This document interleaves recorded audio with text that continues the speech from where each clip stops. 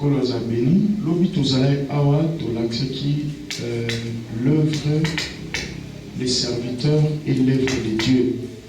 Tozalai komona mosali na mosala nzambe. To exploiter les textes épelés et tout le monde qui l'œuvre de Dieu et ezali kondimela motu oyo nzambe atindi. Selon Jean chapitre 6 verset numéro 29, Bible dit l'œuvre de Dieu c'est de croire en celui que Dieu a envoyé. Tu ne peux pas servir Dieu pendant que c'est très important. Et Tolbaki, un serviteur de Dieu, c'est juste un instrument que Dieu se sert pour nous. Merci. C'est juste un instrument pour nous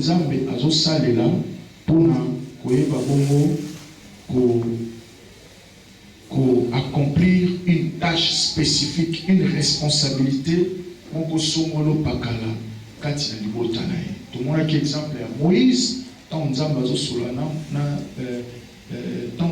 a eu décision à Kamola Israël, Moïse a quitté. Mais Nzambe a juste coupé Moïse comme un instrument à utiliser pour atteindre l'objectif de la délivrance de Israël dans l'Égypte. Amen. Et tu as dit comment et le monde a les défauts communs des serviteurs de Dieu. Mbeba oyo esengeli basena nzambe ba éviter soit les défauts communs comme la serviteur. Tout le monde a dit ils allaient oublier de servir parce que même sur la serviteur so bani ko ça na servir c'est déjà un défaut grave. Un serviteur ne fait que rendre service. C'est pourquoi mon aïe soit lobby, le Fils de l'homme est venu non pour être servi, mais pour servir. Donc, amen bien. Donc, le deuxième défaut commun, ils allaient oublier de suivre les ordres. Quand vous êtes serviteur, c'est que vous autres dépendre de l'autorité. Le Seigneur n'a suivre l'ordre pour l'instruction, pour l'autorité à son péché. Tout le monde a un exemple à voir Saoul, comment est-ce que Nzamba établit comme serviteur naé, comme roi, il reçoit Israël, mais Nzamba a fait cette mission, à pour ma malécite, mais à qui a salima comme la ndenge naé. Et puis, à yeli Nzamba va sacrifice. Nzamba boya va sacrifice, on a l'obéissance vaut mieux que les sacrifices. Et Nzamba a rejeté, a bimisa le roi Mokonzi. Tout le monde qui peut, oh, ils allaient bongo, crise d'identité. Nous sommes mis éviter. Pour ça, il y a bien un sentiment d'insécurité, autant qu'il y a un complexe d'infériorité, ou un trouble quand il y a un c'est pourquoi un serviteur de Dieu, c'est qu'il a une spécificité, une particularité. Et bongo, et même qui biso, na point moussou le qui suis trop occupé. Quand on est trop occupé, pourquoi il va définir la priorité et par conséquent, on va souffrir dans la surménage. Et là, c'est très malheureux. Et tout le monde qui priorité pour mon salle et Nzambe, d'abord Nzambe, famille, après ministère, tout mon salle et Nzambe. Donc il y a un point où et même il y a avidité. Avidité peut être défaut commun, il y a des serviteurs de Dieu. Mon toit a développé un désir immodéré. Il y a un avide. Comme on luka tout le monde qui avidité mais maramontou a luka plus privilège que responsabilité. Donc ça va passer à ça la sous on luka plus avantage intérêt na les animes. Avidité tinda montou à confondre qui doit les payer. Donc ça la oyo pasteur na ofuta oté, apôtre Jean Lomé na ofuta oté, pasteur Marie na ofuta oté. Il y a un maître suprême au bisou n'entondi mais là ils a Jésus Massia. Donc amen bien. Amen. Bisou n'entondi mais là Nzambe to yebara que mundimi asenga pasteur Mbomote. Mundimi asenga pasteur prière. Mais le comment constat amer au monde même mundimi au côté na bureau ailleurs la pasteur Nzala ailleurs aussi Mbomo pas pasteur et ça l'a raté. Donc amen bien. Asenga pasteur prière. Quand on a le pasteur T, pour okosenga mbongo, soit pour que okosela batu makambo, pour que otomba batu. Ce sont des malédictions. Tout le monde qui avidité et il n'a pas à confondre batoua na ba faveur. Il y a un élément qui sont avant-dernier point, orgueil. Les actes des faux communs, il y a des serviteurs. Orgueil, c'est l'estime excessive de soi. Moutou, azo faire passer au yazate. Ozo l'aksabatu au yazate, c'est l'orgueil. Et Bible le binzam, azo résister na ba orgueilleux, azo sa la grâce na ba âme. Et septième défaut commun à ba serviteur, tout le monde a dit, ils allaient sexe opposé. Donc, sous à moi si, keba na mibali, sous en bali, keba na basi. Et tout le trois grandes tentations, Moussa Yanzam, mais ali mongo, succès, na sexe opposé. Ça les belé de l'eau, baby ça Moussa Yanzam, juste pour l'argent, Moussa la baby ça, juste pour la gloire, Moussa la baby ça, juste pour les ali bongo, les filles sexe opposé. En conclusion, tout le l'œuvre de Dieu, c'est de croire à celui que Dieu a envoyé, et le serviteur de Dieu est juste un instrument que Dieu se sert pour accomplir une tâche spécifique. Voilà, à titre de rappel, Oezaki Bongo, message Nabiso, Yamkolona Lobby, car cela ne tient, toujours continuer, Namatea, et l'autre toujours parler sur les attitudes d'un collaborateur fils. Les attitudes d'un collaborateur fils.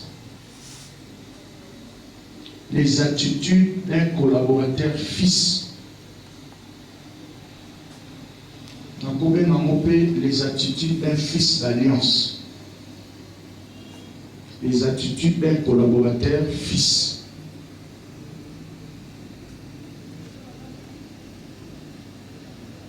Un collaborateur fils est celui qui est les fruits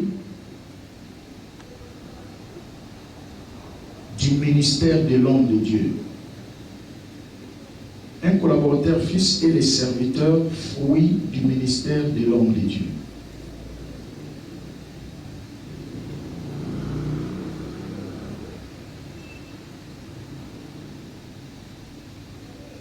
Il est le fruit du ministère de l'homme de Dieu. Ou un enfant adoptif dans le ministère.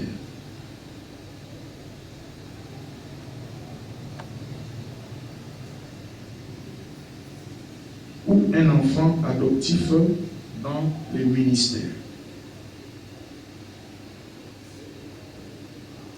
Alléluia. Donc, collaborateur fils autosoloba, soit tobenye fils d'alliance. Aza mwana oyo abotami na ministère, il y a un homme de Dieu. Hein? N'est-il pasteur Marie, Aza collaborateur fils, il y a apôtre Jean Lomé. Est-ce que tout le monde va le bien? Aza mwana oyo abotami na ministère. Mais aussi des collaborateurs fils au bazoya ba fils adoptif. Par exemple, un serviteur de Dieu à Outilibanda, Adaki Moussali, mais a sepeli na vision la mission à libérer les captifs. Il y a comme un serviteur. Apôtre Jean Longa a dit non, moi je ne travaille pas avec des collègues. Parce que nous sommes en Zambé, ils ont raté, tata na ba collègue nae, ba master, ils ont raté tata na bana. C'est pourquoi au monde en Zambé, il y a Moïse, au Kopakola, Aaron na bana nae, ma fouta pour na musala na Zambé. Est-ce que tout le monde va le bien? C'est pourquoi moi, même l'église de Réveil dans Congo, tout le monde a rebellé. 2 ou 3 pasteurs à Sangani, à l'église. Au moins, souka Panzani, à Kabwani. Et ça qui est normal parce que l'eau en est raté. Nabunganganzam, depuis la loi, la nouvelle alliance, et Salamati. Tata, na bananae. Donc, l'apôtre Jean Longa a dit non, moi je travaille seulement avec mes fils. Même Zambé, quand je travaille avec un collaborateur, à Échouaka. Faisons l'homme à notre image. Premier Adam. Dieu, ça n'a pas tenu. Mais tant que vous travaillez avec le fils, Jésus, il a accompli la mission à la croix. Est-ce que tout le monde va le bien mener? Lorsqu'on travaille avec des collègues, ça ne va pas marcher. Mais lorsqu'on travaille avec les fils, on n'aura pas de problème dans l'œuvre de Dieu. Est-ce que tout le monde va le bien? On a apôtre Jean, c'est papa, aux serviteurs, aux pasteurs, mais on a travaillé à la bande. Ce qu'on dit, ça va. Parce qu'on devient d'abord enfant, après fils. Parce qu'il y a une différence entre un enfant et un fils. Un enfant, a un degré de maturité. Mais un fils, c'est quelqu'un qui a déjà atteint l'âge des responsabilités. Est-ce que tout le monde a le bien? Alléluia. C'est très important. Et on a au monde, Bible au Isaïe, un enfant nous est né, mais un fils nous est donné. C'est très important comme nous avons partagé en mots. Mais je vais tout simplement te montrer qu'un collaborateur fils, c'est un fruit. Un serviteur fruit, un ministère à Moussa Nzambe. Donc, aza mwana wa uti libanda me Moussa Nzambe adopté, c'est-à-dire nimi komi kitisa comme mwana na ye. Est-ce que tout le monde a le bien même? C'est très important. Alors, mwana wana collaborateur fils aza na ba attitude esengeli a afficher pour bénéficier de la grâce. Quand on va à Nzamba Saraba Ngolu na tamu ko na évoluer à peu na Moussa Nzambe nene na bomi ko na Nzamba tongo na mboka na biso. Navana na à peu près 9 à 10 ans, mais j'ai bénéficié de la grâce et belé ya Moussala pembe na école kabato bavana na plus de 20 ans. Pourquoi? Parce que na zalaki na attitude d'un fils. Est-ce que tout le monde zolo ba mais et attitude wana ndé na l'action lelo ils a parmi les secrets et kosunga yo osala Nzambe bien pe osala béni. Parce que tout le monde a mis lelo basala Nzambe so Nzamba tomboli ya pamboli azo utiliser puissamment au monde zinga na ye ba remplaçant bazalati ba successeur bazalati. À l'occurrence parce que c'est l'Obama tout Obama dit l'Obama aussi bien que les Canadiens na l'église n'a pas fait pas comme Nzambe malade. Au monde Haïti n'a pas la Moussa Haïti n'a pas qui perd jusqu'à la preuve du contraire l'église de réveil au Congo. Mais tu as le charisme de la Zaki. Nana mona eloko na 1991 na terrain Sainte-Thérèse na Njili. Comment est-ce que la missunanga dit aveugle ba mona ataka na prière na molaete baba katika jina la Yesu. Mukieka dit aveugle frère. Na mona comment 7 paralytiques ba sota batika ba beki. Na missunanga na banga Nzambe. Maintenant na tika na eloko na. Alléluia. Cette onction est partie. Pourquoi? Parce que comment on peut vivre il y a un homme loin aux Arabes. Comment tu peux rester à côté d'un homme qui est élevé pour bénéficier de l'Ibambolina?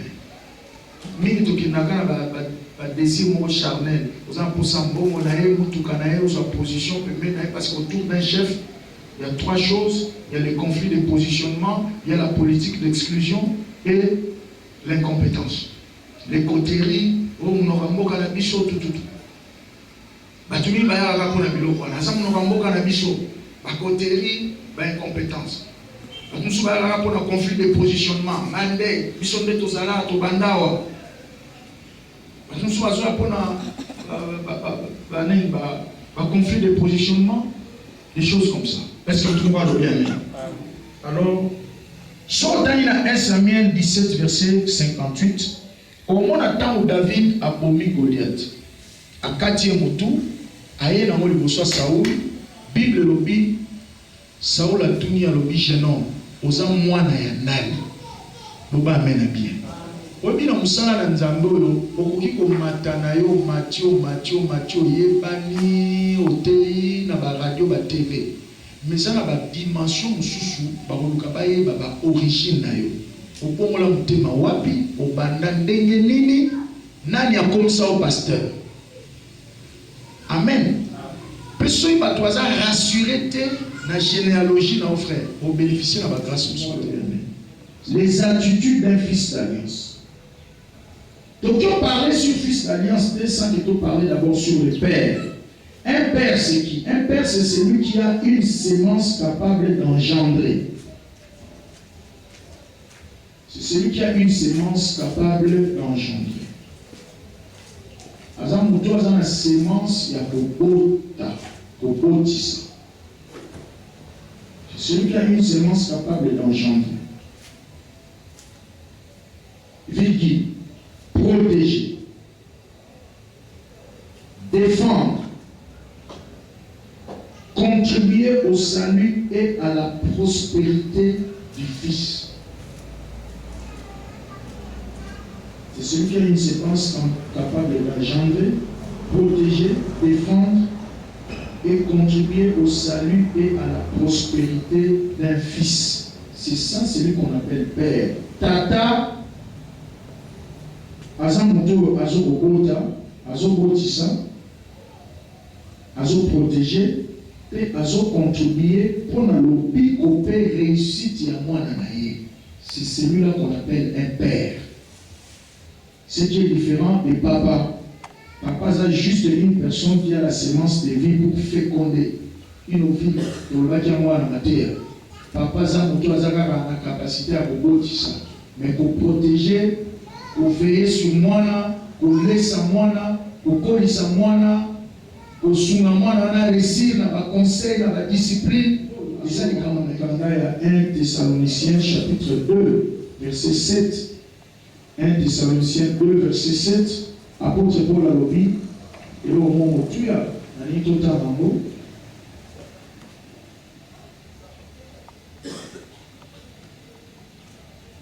Un Thessaloniciens chapitre 2.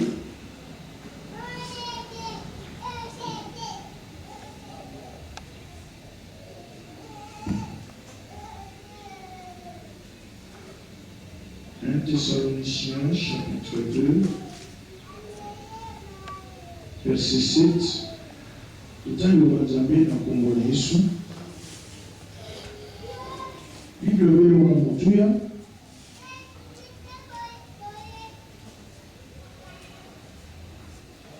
mais nous avons été pleins de douceur au milieu de vous, de même qu'une nourrice prend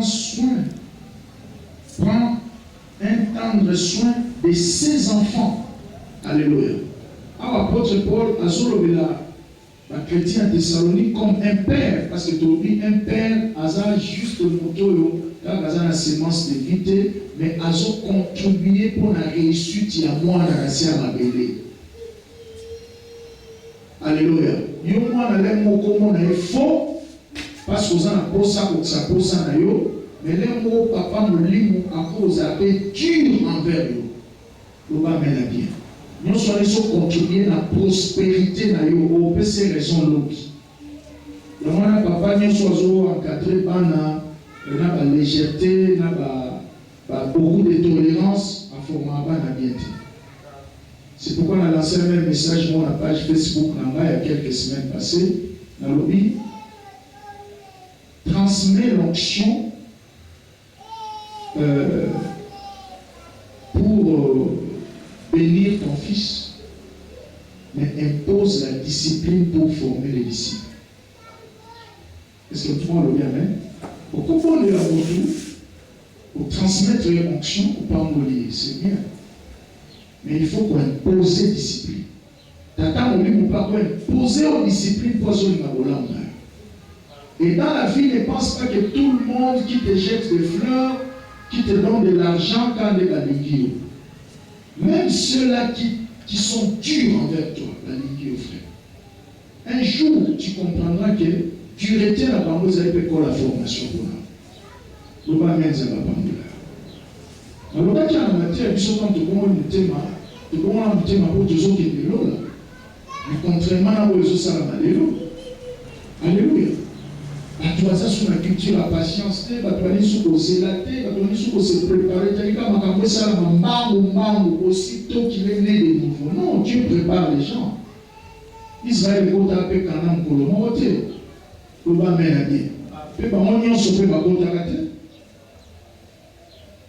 Vie chrétienne, ça course et endurance. Voilà pourquoi, apôtre Paul a dit, tant qu'on a qui parle à Bino, en se comportant comme une nourrice. Nourrice, c'est ça, maman, mon beau colis. Alléluia. C'est ça un père spirituel. azo soin na yo, azo peso un conseil riche en révélation. Pe moi na liboso tata alobaka te, luba mena bien. Soza liboso tata molimo, yo tuna na meli tuna. Tika ya loba. Parce que profiter de la sagesse.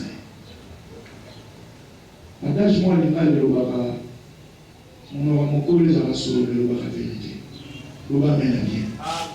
Tika tata le baba. Parce qu'un enfant qui intercale, à ce qu'on intercale maloba, il y a papa naïe, c'est très dangereux. Alléluia. Donc, nous tous nous avons compris ce que c'est un père. Parce que tu as parlé sur fils d'alliance. Fils de sang que tu comprends la notion à père. Vous remarquez même le Seigneur Jésus, il n'a pas parlé de papa, il ne parlait que de père. Moi et le père, nous sommes un. Moi et le père, moi et le père. Si tu fais ce que le père dit, le fils ne fait que ce qu'il a vu de son père. Donc il ne parlait que de père, mais papa dit. Amen. Donc c'est très très important. Donc en définitive, retenez ceci. Un père est celui qui, 2 points, 1. Nourrit, 2. Élève,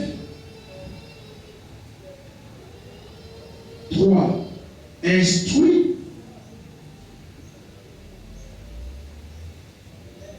4. Travaille pour le bonheur et la réussite de son fils.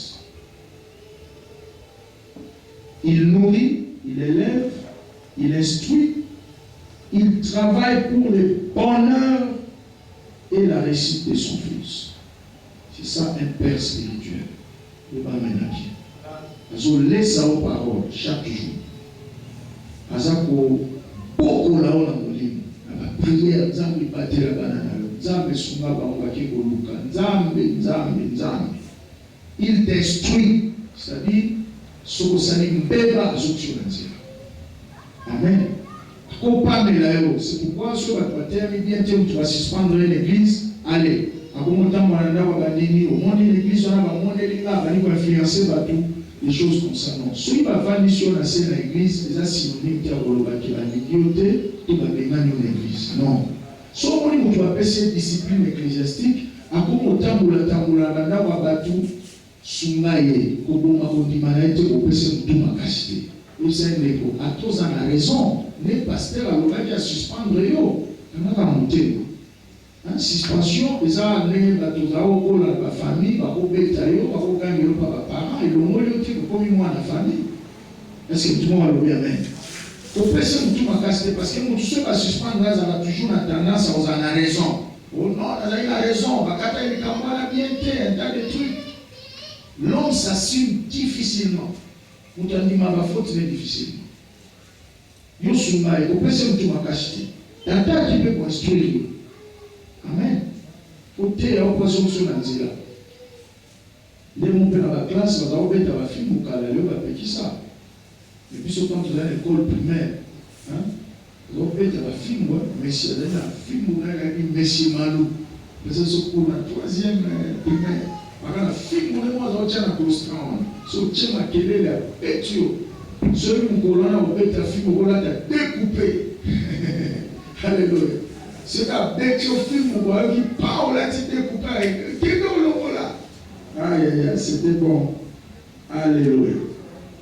Alors, les attitudes d'un fils d'alliance, tu dis que l'alliance est la clé de ta réussite en tant que collaborateur fils.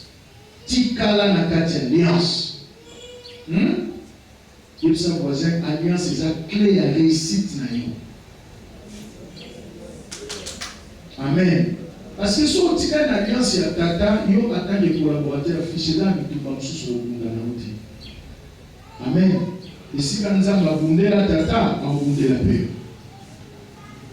Et ça, la bénédiction, c'est la bénédiction de l'alliance. Chose fidèle à l'alliance, il y a Jean Lomé. Et si quand nous avons pas moulé, on pas moulé. Et si quand nous avons organisé, on organisé. Est-ce que tout le monde va le bien? Tu ne forceras pas. Isaac a dit que la guerre, dans Genèse 26, mouvement ezalaki okauke koti ya mystique alingaki na Égypte po azalaki na guerre aliyabima bonzambe yebisi tikala na mboka na kopambola yo kaka na mboka oyo à cause ya Abraham parce qu'Abraham a obéi loba mena bien mboko zomona ka okauke na opambola parce que tata na yo atosanga pe na lapaka ndai na ye na sali na alliance yo sa sous voisin alliance ça c'est très ici. C'est très important. Au pimanima de l'alliance. Est-ce que tout le monde l'a bien? C'est très dangereux dans le qui a lobby. Oye misara l'église, ti ozoye mbao, nzambeli, kita, nzambeli, nzamba Moïse, frère. Yo mona Moïse. Yo mona Eli. Alléluia. Nzambe ya Jean Lombe. Nzambe ya pasteur Marie. Loba amena bien. Parce que comment on va la chose avec pour ça c'est alliance alliance à tâter qui t'a là-bas l'oba ménagé Yesu le fils ne fait rien que ce qu'il voit du père son niveau du fils celui qui a le fils a la vie celui qui n'a pas le fils n'a pas la vie personne ne peut venir au père sans passer par le fils est-ce que tout le monde le bien mais son niveau à Nzam on dit la Jean Lombe son niveau à Jean Lombe on dit le pasteur Nzam va ça la mémoire so dit la pasteur Marie soki pasteur Marie abimi atiki évangéliste atiki maman Lina atiki papa James alléluia okondi la pe bango konuka su nzambe ya Jean Lombe a ça déjà incarné katina c'est comme ça que Dieu fonctionne mes amis tikala na kati alliance yebi sa son voisin tikala na kati alliance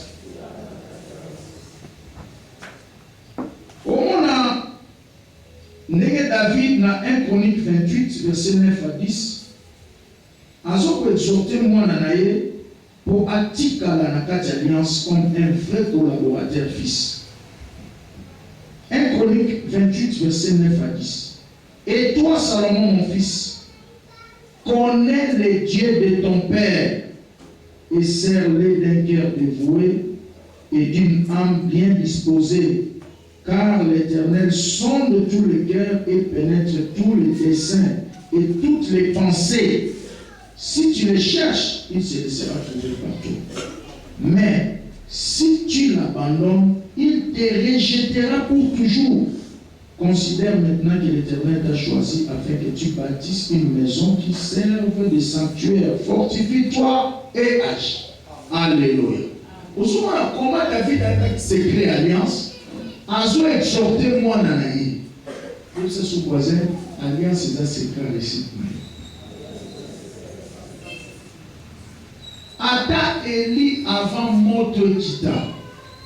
Abela Nzambe, dans la Bible bien. Avoir éternel Dieu d'Abraham, d'Isaac et de Jacob, que l'on sache aujourd'hui que tu es Dieu en Israël et que moi je suis ton serviteur. Vous voyez? Avec combien quand il la couverture, soit éternel mon Dieu, descend le feu, monte le nom qui t'a été frère. Le nom qui t'a été. Pour nous alliance. Éternel Dieu d'Abraham, d'Isaac et de Jacob, que l'on sache aujourd'hui que tu es Dieu en Israël et que moi je suis ton serviteur. Comment ça se couvrir l'alliance? Mon Dieu qui t'a et le feu descendu. Alors comment tu as échoué dans la vie chrétienne dans la parce que nous oublions qu'on est bon dans la parapluie alliance. Aujourd'hui, on s'exposer pour rien. Comment nous cher, Jean Lomba s'accroche ça déjà. Ils s'accroché dans l'alliance. Zambé non, Zambé non. L'Oba même Zamba Pamboula. Ils ont dit que tu m'as dit apôtre Paul à Timothée, n'aie pas honte. Il y a qu'au témoigner Jésus-Christ, pourquoi on a tête au côté de la tata Mamoline? C'est dangereux. Au second, on devait prier aussi ici, nous avons Moïse. Frère, Moïse. Nous sommes voisins, tu l'as en bureau. Tout cool là. Alléluia. C'est dangereux. Au témoigner à aussi ici, sans qu'on paraphraser tata Mamoline. Moi, ma phrase, il y a l'obaka. Moi, je ngai na lobaka boye, na ebisaka batu boye, oza dangereux. Papa lobaka boye. Papa te à la place au boye. Tango azalaka lobaka boye. On a pu nzambe na kiteli. Otombo ka lobo we place à l'homme et pologi. Est-ce que toi tu comprends le mystère alliance? Oui, c'est ce qu'on tika na alliance. Connais les dieux de ton père et serre-les d'un cœur dévoué. Le cœur répond à un autre cœur. So linanga na pasteur na yo, motema na ngape ko approcher. Mais soza hypocrite, motema na ngape écouter. Bah tu es béni dans la bénité tout autour de l'alliance quand on a le monde dans le bas. Il a un cœur divisé. Puis tout le monde est un serviteur, mais soit abignon. Baba nous tombe pasteur Marie, il est pas côté. Baba nous tombe apôtre Jean Louis, il est pas côté. Hypocrite.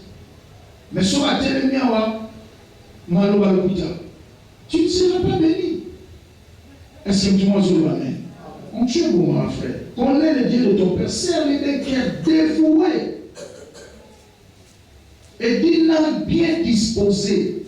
Bongisa motema na yo. C'est là que nous allons engager. C'est ici que je dis souvent aux serviteurs de Dieu.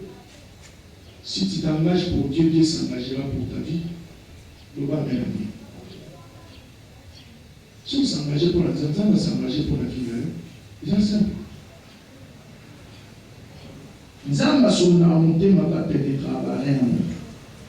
Aïe toutes les pensées cachées dans la katina. Sur le pied à Omimos. Sur le tiki par le tika. Est-ce que tout le monde va le bien? C'est très important, mes amis. Si ma biloko wana et nzambe a pas mbola yo, ça se voit tika na katina. Amen. Soit bien comprendre aussi pour l'alliance bien. Au moins dans Actes chapitre 12, versets 5 à 9. Acte 12, 5 à 9.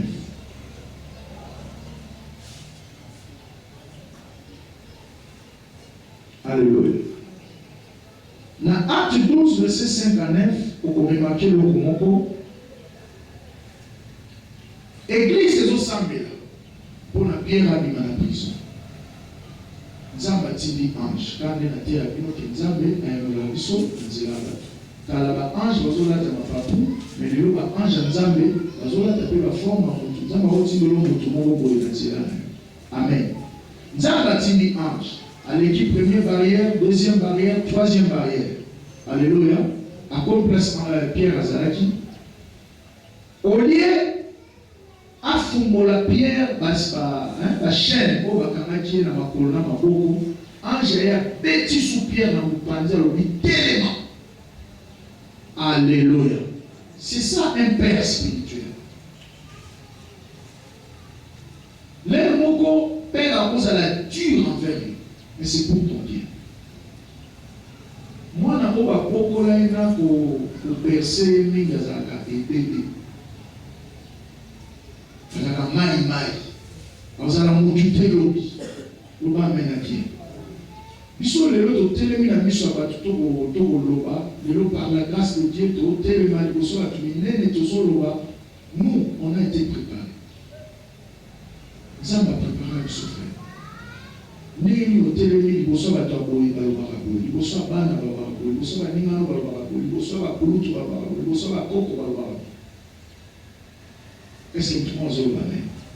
C'est très important parce qu'on a été choqué un jour par mon père. On dit que là petit Pierre azaki fatigué ya kolala na kati ya prison bakangi na chaîne na maboko na makolo na te soso kota boloko.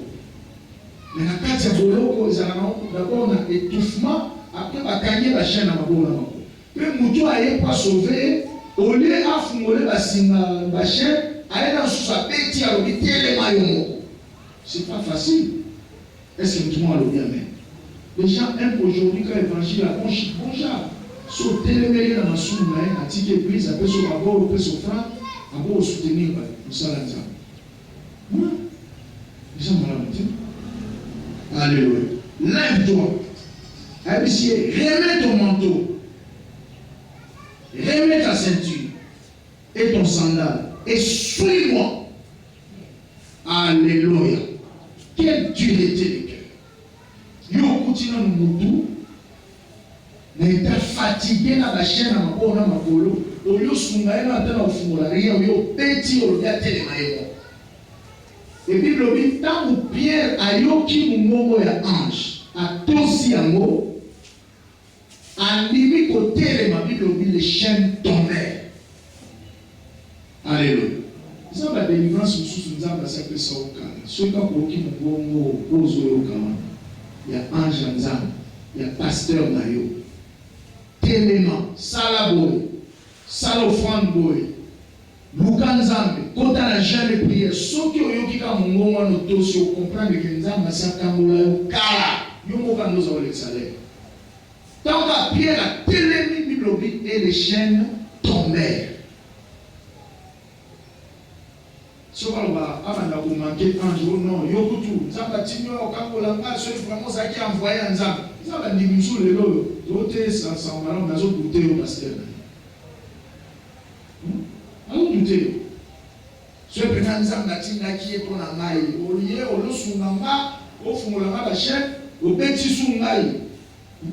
Si vous avez ma chrétien au genre l'église moi j'avoue pas on a des démons partout là mais elle va nous chasser ange. Avec esprit soumis à Yannick, non, c'est Congo. Esprit soumis à résistance, soumis à blocage, à prison, au nom de Jésus. Alléluia. Parce que ça, normalement, tu n'as pas su se chauffer. C'est ça. Est-ce que tu m'as dit le même? L'homme de Dieu peut être là, tant que pour un bonheur. Les gens qui sont dans l'église, ils vont pas mourir dans le corps, c'est à la pasteur, on a dit, tiens, il faut sauver les costumes. Oh papa n'a pas beaucoup ça. Est-ce que tout le monde le bien? C'est comme ça que j'ai béni mes enfants. N'encore, les anges à ça la papier. Tellement on a ça au pèse. Père la ciment, dans nous avons vous avez raison vraiment. Ah, celui là ça qui l'ont dit mais les lots dans ça on a ça beauté. Est-ce que tout le monde a sauvé? Vous savez ne pas permettre tika anja choka kayo pour papa. Est-ce que tout le monde a le même? Tout le monde a un programme de bonisi à boyer, pasteur Marie a sélectionné un bio. Au Bozala Kanekta, na côte de l'intercession sur la bénédiction des moines. La bio, pasteur va jouer ça la séminaire wana. Yo ko kila 3 jours à sec. Ba tout ça kila ba on te kaka yo au sang. Amen. Pour soutenir ce séminaire là. Tout ça va sembler normal mais yo zala état des jeunes à sec. Au moins après quand nous avons pas mourir ah pas vous avez raison mais nous avons mis ça là il m'a qui manqué. Vous avez gagné mon adoré. Alléluia. Si tu as un déjà choqué, le bas dit, ah c'est là qu'elle sous manteau, c'est-à-dire songe la moussala. Oh, et l'autre elle m'a appuyé dans la prison Zamani. Moussala Nzambe. Il y a dans la prison déjà ça l'ongoli kazak, atiki moussala bando. Mais Angèle c'est songe la moussala. Nous avons bien aimé travailler pour la salir à Batou. Yaya, soki osungi mutu moko abunga nzela songeli nzambe Bible obi masumu no epele ekolimbisa. Or moko kati ya obstacle ya exaucement ya prière na biso ezaka le péché. Loba mena bien. Yaya kota na mosala ya kozongisa bato babunga nzela ozongisa bango na nzela nzambe. Frère, moi je vais plus tard la consultation l'année passée. Nous avons fait un kalatika suite à la choc. L'église n'a pas senti rien dans le Congo. La tika n'a pas eu ça. Le temps où il y a la délivrance, c'est frère Zongela. Le Congo est pour la précis rapport à Moussala par Pasteur Marie. Il a dit le frère vraiment souvent la Zongela. Quand on a mis à Ossala, il n'a pas mis ça. La Bible est où Nzambe quand ça va. Alléluia. La Bible est quand ça va parce que la Bible dit que ici mutu na nzela. À quel lisusu masumu ebele olebisa. Est-ce que tout le monde se le c'est très important mes amis. Alors ange azongisi na nzela lata manteau lata ceinture eza image ya vérité. Continuez koloba sous vérité. À ta vérité ne me manque la prison télément loba sous vérité. C'est pas facile hein. Et ça ne doit permettre à l'eau si pasteur a dur vers mon compère. Amen. Déjà pour la bolonde. Là, ta sandale, Allah dit sous sandale. Sandale, c'est l'image de zèle, au lit, au sel, là. Et la soupe a dit, suis-moi. Hein? C'est une instruction. Hein? Donc, ange a dit, il va jeter. Si tu veux être béni dans la vision, Amen. Ça l'a amené dans la nerf de fer, ici, ça a libéré. Vous avez dit, on a dit, on a dit, combien de fois? Alléluia. Quand nous sommes tournés quand on vit chrétien, nous sommes avancés. Pourquoi? Parce que tu n'as pas de nerf de fer. Ça a la capacité de supporter quelque chose. Parce que nous avons formé un héros dans la facilité. Parce qu'il y a dit que l'objet a la réponse pour la bâtiment. On a la solution pour le problème quelque part. Alors Dieu ne peut pas te former dans la facilité. Est-ce que tout le monde se le bat même?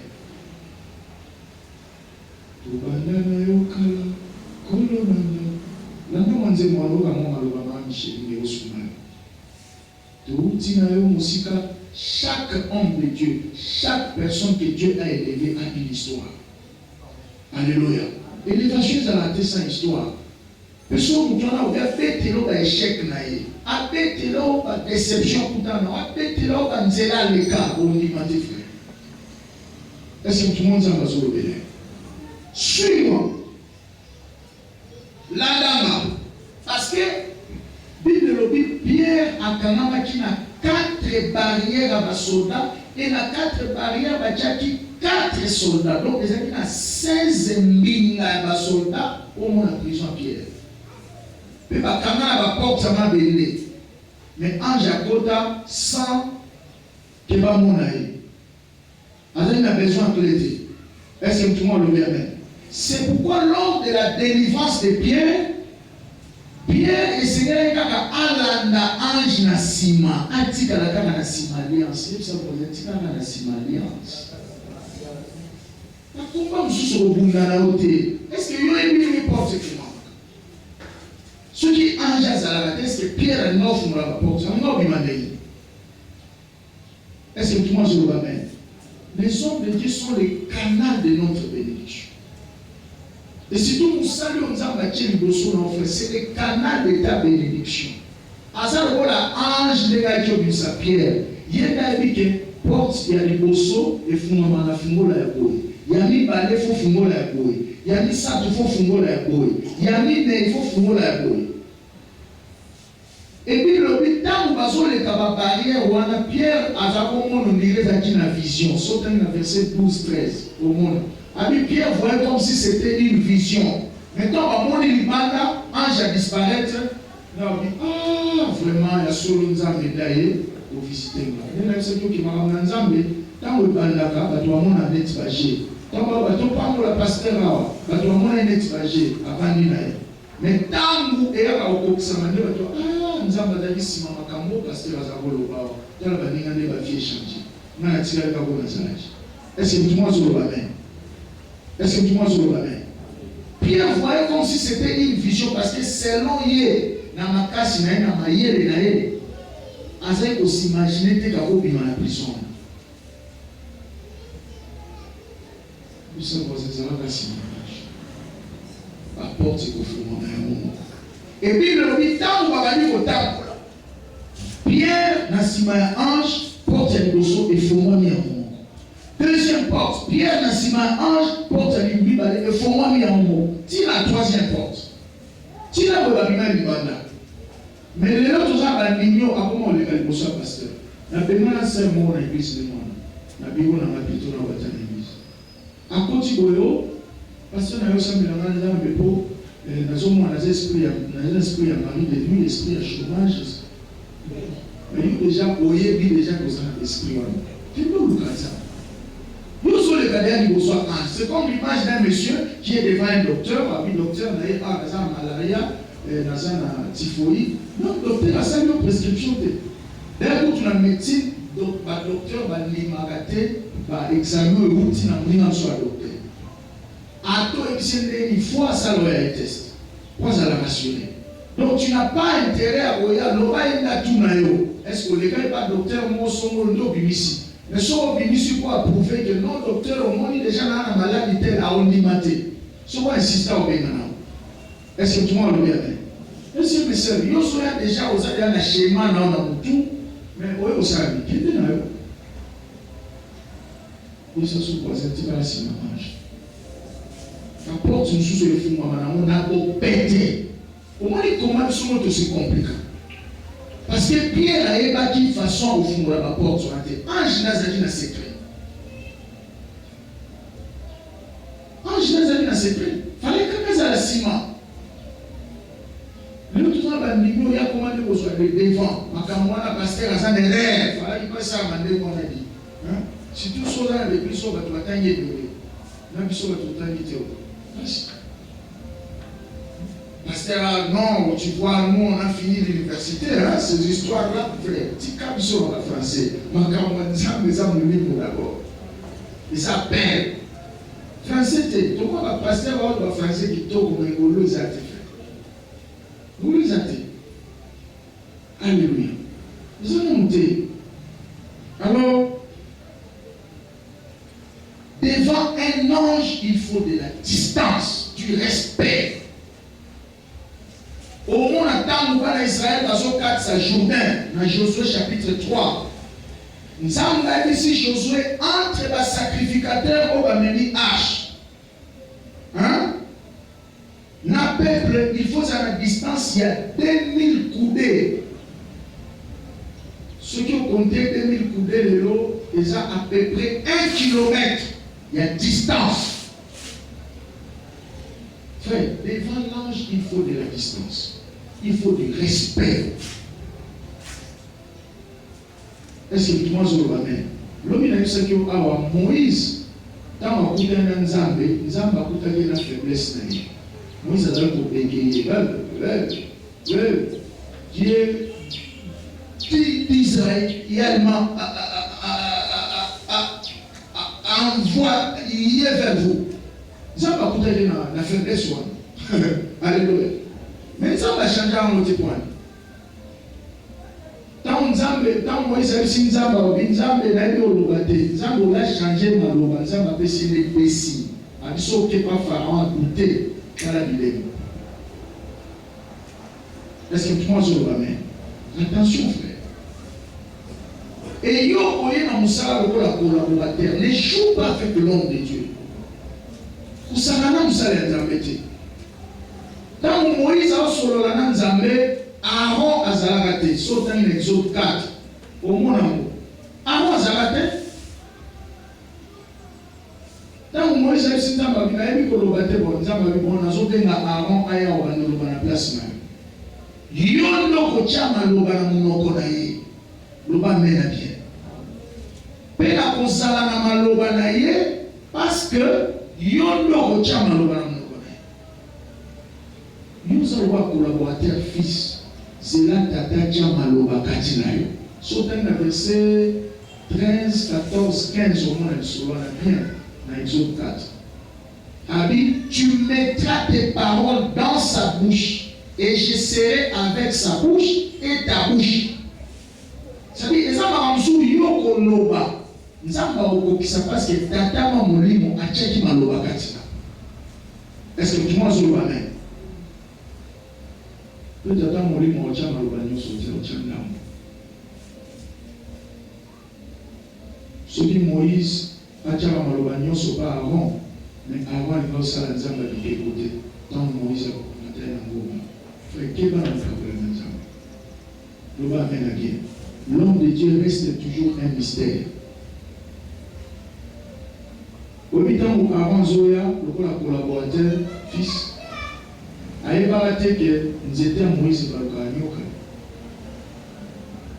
Surtout devant Pharaon, bou, tant Pharaon, le dit, soin d'âme et d'attimer, nous voilà assassins, mais d'abord nous étions là. Pour avoir qui, c'est pour avoir mystique. Alléluia. Qui va? L'homme de Dieu reste toujours un mystère. Et jusque-là, Moïse peut arrêter là quand a monté que nous étions un jour et qu'au Kaboulaman. Amen. asutwaka ko devant main rouge mai kabona révélant peut-être qu'ils étaient un jour et qu'on bête à l'ibanga peut libanga senini et bisimai. Est-ce que tu m'as sur la main? L'homme de Dieu reste toujours un mystère. Pourquoi il y a la chemise moko, la chaussure moko, mais qu'est-ce qu'il fait? À propos de l'homme zambénaye, à ton mission garde-robe na ma valise, mais il y a la chemise de moko, la chaussure de moko. Bible dit, il nous a fait comme des pauvres, mais nous enrichissons plusieurs. Vous savez, nous avons un locataire, nous avons un immeuble mystique. Nous avons un piéton, nous avons un pêche mituka. À cause de la célibataire, nous avons un pêche liba. À cause de la problème, comme ça, nous avons un pêche mabota. L'homme de Dieu reste toujours un mystère. À cause de la malade, nous avons un pêche. Il y a quelqu'un malade. Je vais vous un exemple. Dimanche, on a 1 roi 13. Comment est-ce que Élisa pour 2 rois 13? Élisa comme un malade, mais il faut consulter pour la délivrance à Israël. Pour la parole, pour l'instruction, pour la prophétie, pour qu'il est mais il est malade. L'homme de Dieu peut être ce qu'il est, mais il peut t'orienter pour ta vie. C'est pourquoi il faut de la distance, frère. Le bas mène à bien. Nous sommes l'église à confier les gars qui colorisent Israël et qui habitent Tumba, Bazou Moutumoko, Bakwa qui est permis à Mikou à Élysée. Moutouana c'est oui. Et pourtant, nous sommes en Bakoufaka. Donc, onction, Moutoué, ça la tine à cimetière. La tine de Gobé, là, tu vas Koufaka. Amen. On les a enseigné et les a encore à l'autre. Alors, Nalina Pesayo, et l'autre pour comprendre que il faut de la distance devant un homme de Dieu. Amen. Nous voici maintenant la distance. Parce que ta bénédiction dépendra toujours de la manière dont tu considères ton pasteur. L'ipamboli na yo et vous dépendre d'un degré à considération à pasteur. So mon akemas na yo na mutema mais na maloba vous obéissez pasteur pour les ana mutema leo sana. Il faut de la distance. Bible dit dans Hébreux 13, verset 17. Autant la bien, faut prendre soin de la conducteur de la vie spirituelle bien, parce qu'il va rendre compte de la âme de la vie. Et ça, malam, on te va faire la nzambé, la katsa koyima. Bible dit dans Hébreux 13, verset 17. Mais c'est pour ça que nous jouons à pasteur Nabini. Oui, les gens ont parlé, oui, pasteur, ils ont dignité, ils ont offrande, ils ont action de grâce, ils ont offrande de libéralité. Donc, la cabine n'a pas eu. Le bas mène bien. Et c'est le cas. Pasteur a sauté à oui, pasteur, ils ont dignité, ils ont action de grâce, ils ont galacicité. La cabine n'a pas eu. Prière au 5 kilobi, on a bimaki, nous avons payé $100, donc on a eu 50, 50. Amen. On a eu offrande de libéralité. Vous avez ces 5 ans, on a eu la nzambe pour la vie. Vous avez regardé au collecte à maman sur la sanza. Ma putu na puka biloko na ba mutu na mutaya na lelo na ndenge na ye. Sozo engagement ça qui a loso ya on a ndenge poser la batute pour pas que soit décourageable. Nous suivons l'engagement ensemble, il y a comme il faut couper ça, par contre, tu goûtes, tu as comme au paillet, et derrière, la blonde a pompé, va sorcier, va salaka. Alléluia.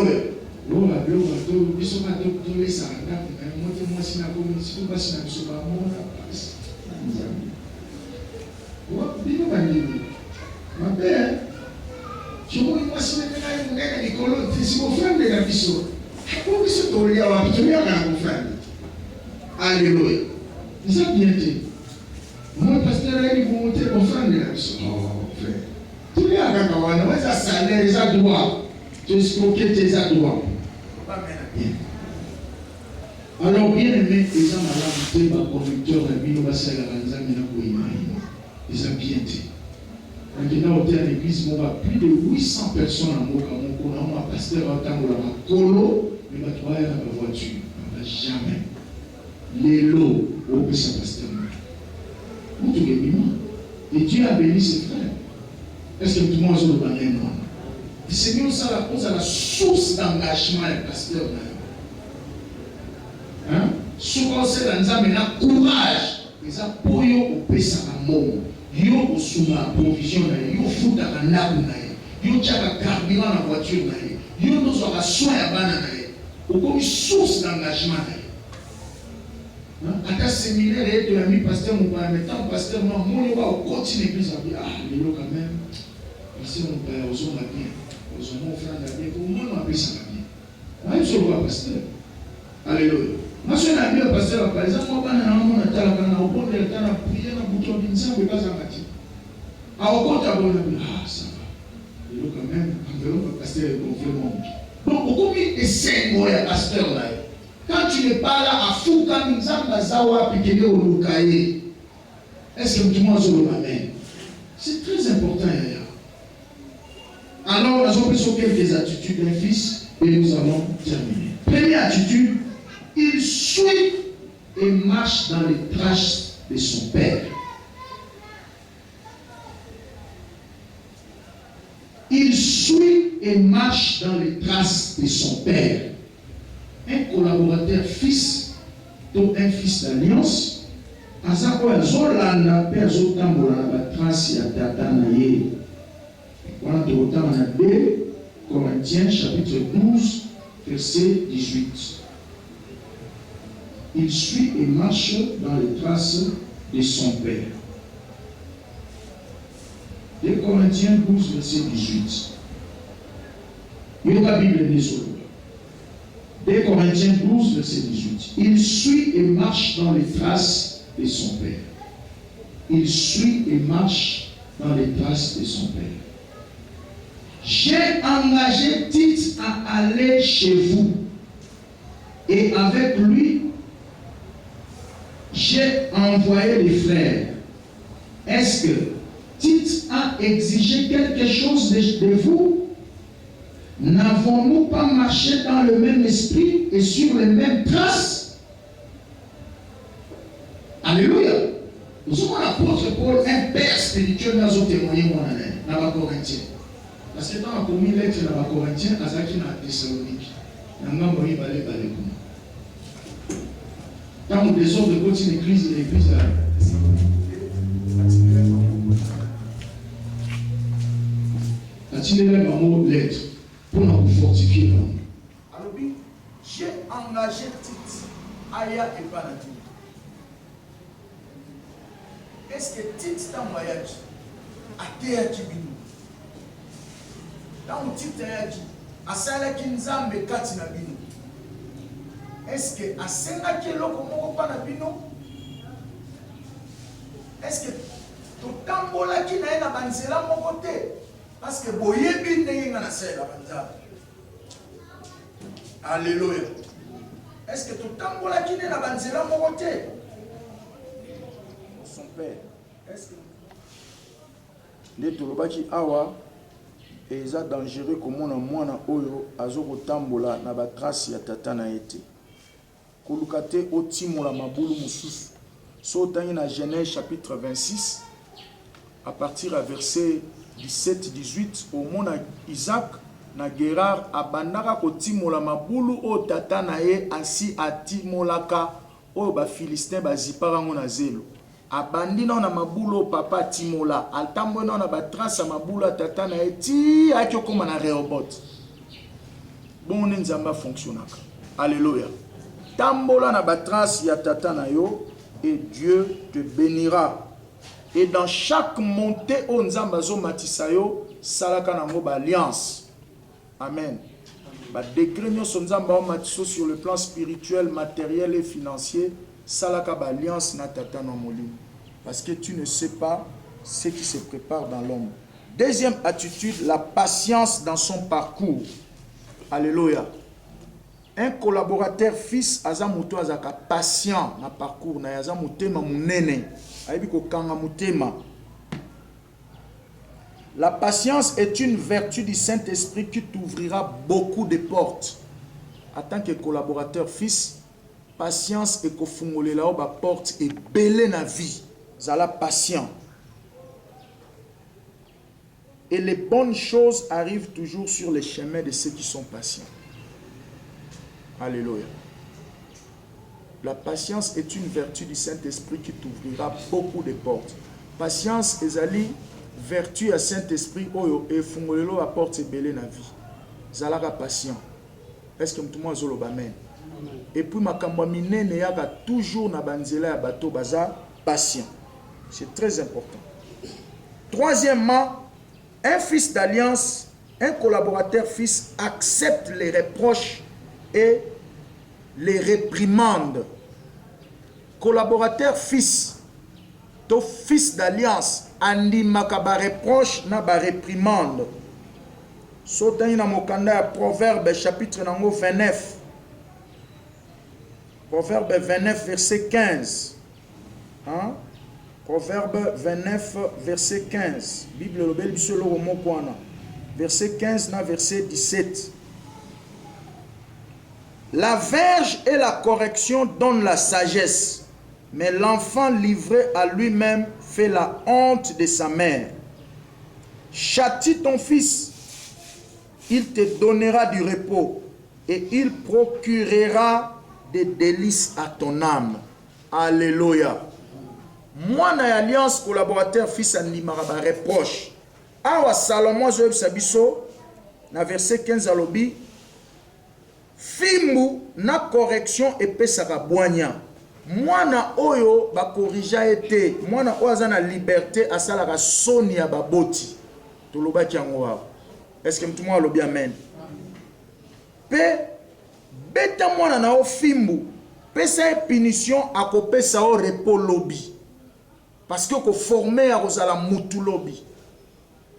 Yangwana yo en tant que collaborateur fils koboya kate ba châtier yo tango sali mbeba bazongso na nzela loba mena bien kotelemela bakambite. C'est ici que nous disons sokyo lingi ozala mokambi malam ndima pe okambama loba mena bien sokyo boyi bakamba yo okokambaka batute na vie mukolo yo kotelema pe okamba mutabuka ka o alonaki yo pe bakotelemela yo ndenge ka oza otelemela baninga. On ne peut pas être un bon berger si on n'a pas été une bonne brebis. Est-ce que tout le monde va comprendre? Et quatrième attitude à fils d'alliance, il sert son père. À Sal et la ratatanae. Sautant à Josué 1:1. Il sert son père. À Sal et la ratatanae. Sautant à Josué 1:1 au roman de la Bible, Moïse était serviteur de Dieu. Et Josué, serviteur de Moïse. Loba mena bien. C'est comme ça que Dieu fonctionne. Okoki koko ma serviteur anzambete, sokina nos alaka serviteur à tata naote. C'est pourquoi des hommes qui sont sortis de nulle part, sans père spirituel, ba commettre ba erreur et belé na musana nzambe pe ba évoluer raté. Est-ce que tout le monde a loba men? C'est très important. Alors au monde même dans Jean chapitre 5, verset 18 à 21, au monde que Jésus a témoigné comment ça la tata nae, à ça que l'autre côté ce qui tata l'obité. Donc il sert son père. Bisonde toza to ba collaborateur fils, nous devons servir Jean Lomé, nous devons servir Pasteur Marie parce que ce sont eux qui ont l'alliance avec Dieu. Est-ce que tout le monde a amen? Alléluia. Oh, bakoma ba serviteur ya pasteur na bango. Non, tout ça ba serviteur na parce que tout ça est nzambe na. Est-ce que tout le monde a amen? C'est très très important. Cinquième point, il est fidèle dans ses dîmes, offrandes, vœux et dons. Il est fidèle dans ses dîmes, offrandes, vœux et dons. Un fils d'alliance, un collaborateur fils, aza fidèle na ba offrande na ye na ba dîme na ye ba vœu pe ba don. Eza normal te o que no pesa dîme na yo na pasteur o aza liban